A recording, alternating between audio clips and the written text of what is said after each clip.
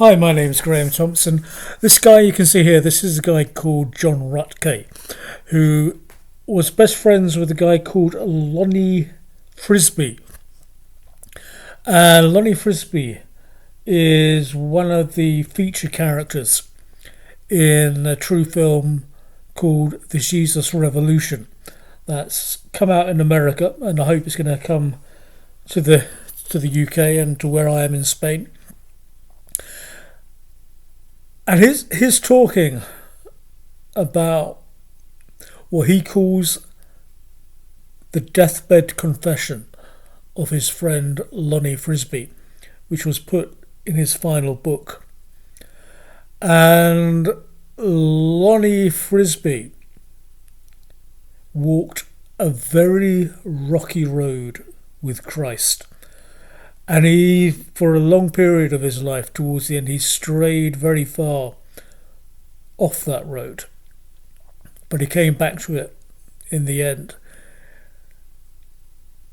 He suffered childhood sexual abuse, which, at the age of 8, which perverted his sexuality. And throughout his life, he dealt with the issue of homosexual desire. And his deathbed confession, I would interpret, well, I think he himself calls it prophecy, I would interpret as him foretelling the paedophile evil of Lgbtq that was to come. Whether you're Christian or not, if you're against paedophilia, which just about all of us are, apart from a very significant and influential minority, take a listen to this. The controversy here. You know, homosexuality is a huge subject in itself, which I briefly address in the last segment of my life story. I said it was a counterfeit. But I would like to go into a subject a little more at this time. I do not consider myself to be an expert in any way, but I have my personal experiences and have looked into the subject from several angles. For me, of course, the most important angle is, what does God say about homosexuality? Well, God is not negligent about condemning all categories of sin and harmful choices that we make, and there is a long list that he warns us about, including the so-called gay lifestyle. In case you might not have read the Great Commission, which I stated, I never lived the gay lifestyle. Okay, this is Lonnie's words.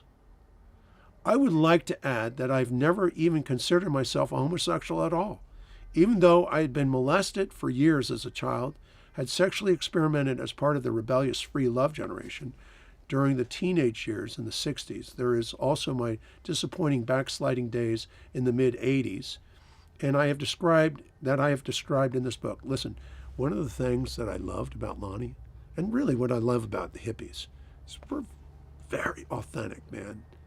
Very truthful, very authentic, very real about things.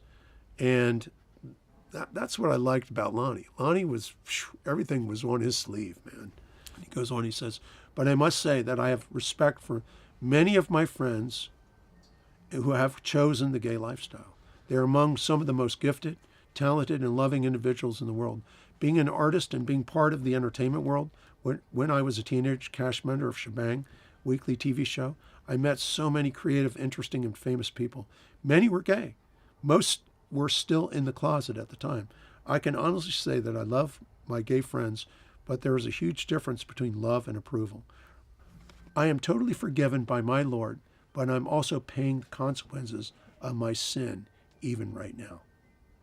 Okay, this is somebody on a deathbed confession. This is my friend Lonnie, being very honest and very open about all of these things. Let me go on. There's a pattern that I've seen in many lives, including my own. As a child, I was starving for affection. My natural father beat me and left. My stepfather raised me in cruel rejections.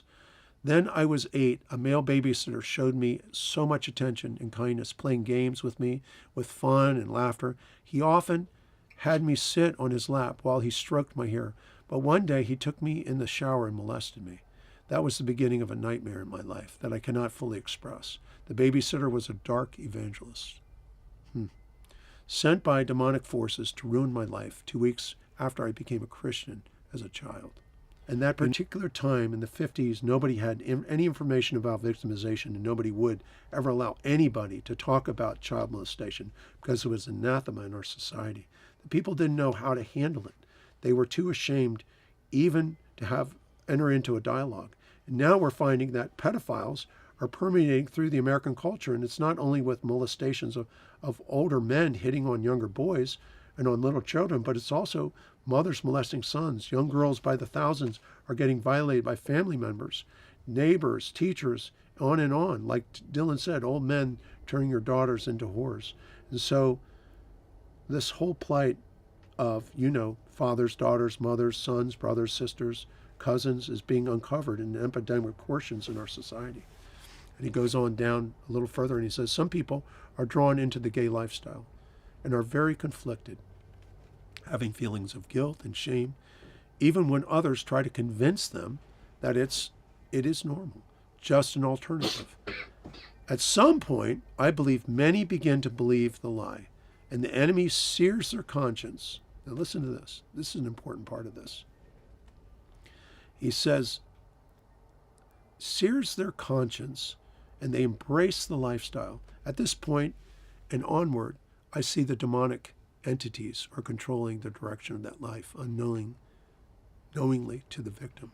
Some not only embrace the lifestyle, but actively, willingly, and creatively attempt to promote the gay agenda, therefore becoming dark evangelists. I like that term. My babysitter was definitely a dark evangelist. Even pedophile. Every pedophile in the world is a dark evangelist. Every Hollywood scriptwriter is trying to cleverly sell homosexuality to a generation is a dark evangelist. The homosexual world is being revealed for what it is, a powerful counterfeit. God has given me a prophetic gift, and if I do not warn you, your blood will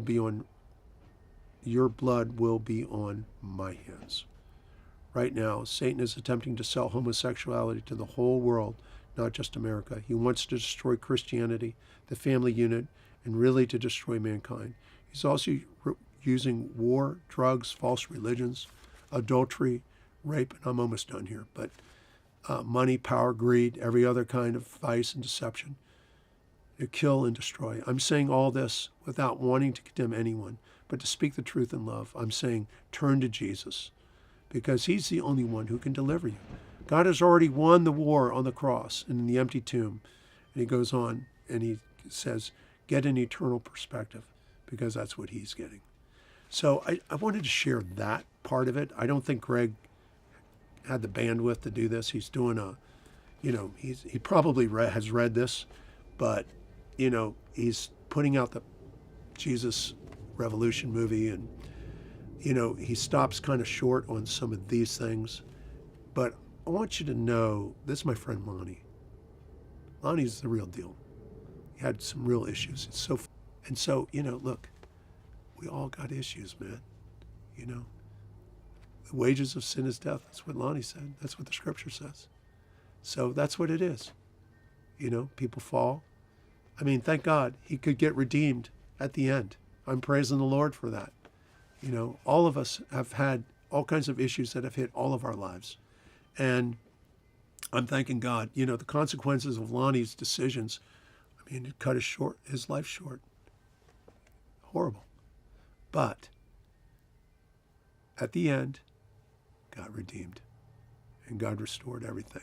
And I was thanking God that was in this book. So that's the real story.